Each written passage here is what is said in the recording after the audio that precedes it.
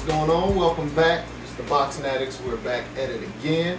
I'm the Ghetto Phenom. To my left, E-Beezy, Mike D.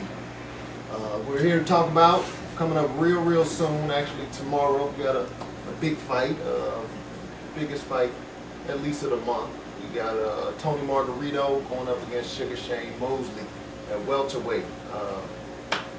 E-Beezy, what do you think about this fight?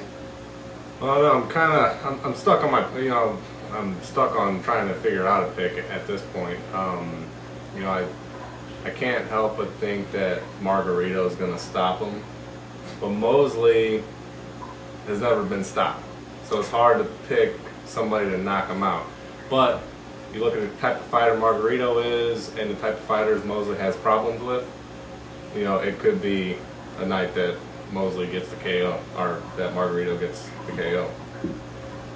So you think Mosley causes problems for Margarito?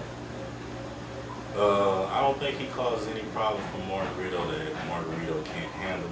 It's just this version of Shane Mosley and this version of Margarito, it just seems like a bad combination, bad timing for Mosley.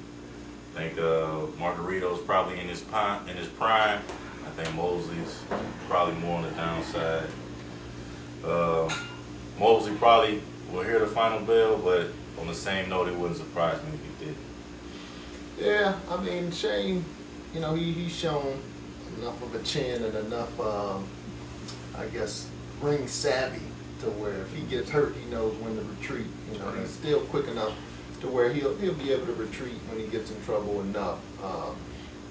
I almost disagree with you a little bit on Mosley has a style that'll give Margarito trouble because he's not really rangy enough. He's not.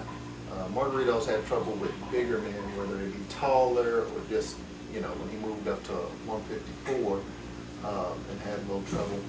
But Shane, yeah, he's going to be faster, but he doesn't move around as much as he used to. Doesn't necessarily use that jab. Perfect example was his last fight with Mayorga. Right. Shane didn't look sharp. He looked, part of it could be that he was somewhat rusty. He could have been Mayorga's awkward style, but he just didn't look sharp for his skill set and Mayorga's skill set. It seemed like Mosley made it a much more difficult fight than it had to be. Right. Matter of fact, it really was close going into the championship rounds. Yeah, even the first fight against Vargas, right. Shot Vargas, that was a toss-up fight until to the end. So I don't know. I think Shane has another good performance in him. I think he's going to look good for a while. I don't know if Margarito will stop him. We'll see. There's a slight chance. I guess we all agree Margarito is a clear-cut favorite. Right. Well, last week we had Andre Berto defending his title against Luis Collazo. Had a very close fight. Some people say it was a robbery. Some people say it was just a close decision. Could have gone either way. What do you think? I don't think it was a robbery. I think it was a close fight. I've seen way worse decisions, but I myself, I probably would have to give a nod to Collazo. A lot of rounds, he was busier. And being that boxing is a point-related system, he's got to get credit for that work. I mean, Berto landed the harder punches, but at the same time, Collazo's work rate in a lot of the earlier rounds, I think he put in the bank and hit it down the stretch.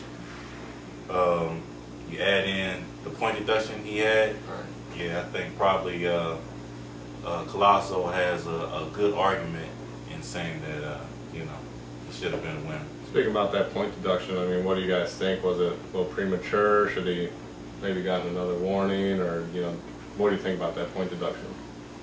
I mean, it was a little early in the fight for that.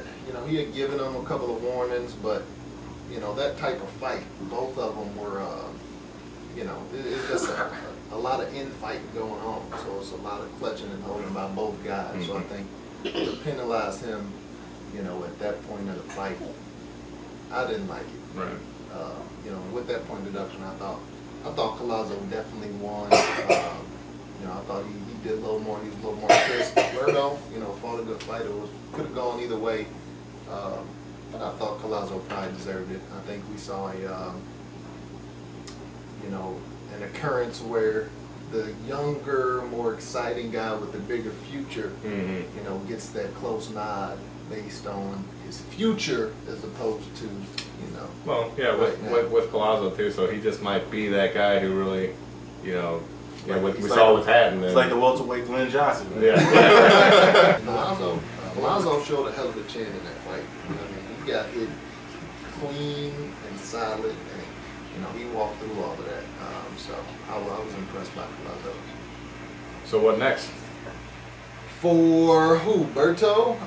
Yeah, I would say more importantly, Berto. You know, is he ready for the elite? In my opinion, you know, I would say a rematch is in order for that before he jumps up in class. Yeah, I mean, whether or not he does a rematch, I don't think it's completely necessary. Right. Collazo is one of those guys that's going to give anybody trouble, right, you know, in that division. And he's a guy where, you know, I guess his stature or maybe his style will get him a lot of title fights, but it's not necessarily going to get him a lot of wins. But for Berto, I mean, he's undefeated champion.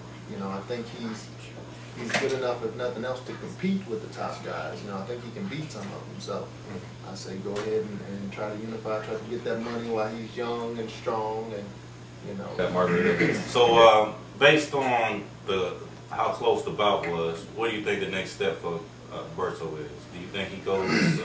He's going to continue to be an HBO headliner and fight some of the elite guys at 47?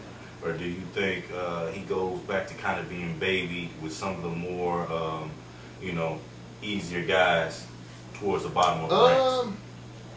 Really, it could probably go either way. Depends on how confident his promoter is from that performance. I mean, like we talked about, Collazo's a tough competitor. You know, he's going to give anybody trouble. So I don't think they should be fearful because you know he had a tough fight against Luis Collazo, but I think he's ready. He's an undefeated young champion. You know, he did well. He pulled out a victory, even if it was a close victory against Collazo, who is, you know, a former champion on a world-class level. You know, regardless. So I think he has to get in there with the big names. I really don't want to see him going in there against, you know, nobody and bums. So. Okay. So on that same note, how do you think Eric he stacks up against the Shane Mosleys, the Margaritos, the Paul Williams, and I guess somewhat, you know, I can't really say Pacquiao, but some of the other top guys? Well, I think that with a fighter like Berto, we're not going to know until he's going to learn a lot from this past fight, obviously. You know, so he's going to take that back to the gym, and you know, we might not know until he gets in there with those guys. So, you know, I think he would, you know, be right in there with any of those names that you mentioned. You know, whether he wins or loses, you know, I'd have to see him in the actual fight. Yeah, I think against a guy like Mosley, you know, I think he's young and hungry enough. His skill set, you know, as well as his physical abilities are enough to where he can get a guy like Mosley. You know, a guy like Margarito or Paul Williams, you know, I don't think he would beat them, but I think he's at a point where, you know, he's got to think about fighting them. Yeah, I got to be honest, I just see him doing the baby. I think Lou DiBella thinks he's got too much of a future star in this guy. I wouldn't be surprised if we start seeing him fight the no-name gatekeepers again. That's the way I think. They're saying a Collazo rematch, but based on the way he looks, unless he can get a few fights in between, I think it's back to the drawing board for Collazo. And I think they're going to continue to wean Andre Berto until they're absolutely sure, and then maybe catch one of the elite guys on the way down and get a name on the resume.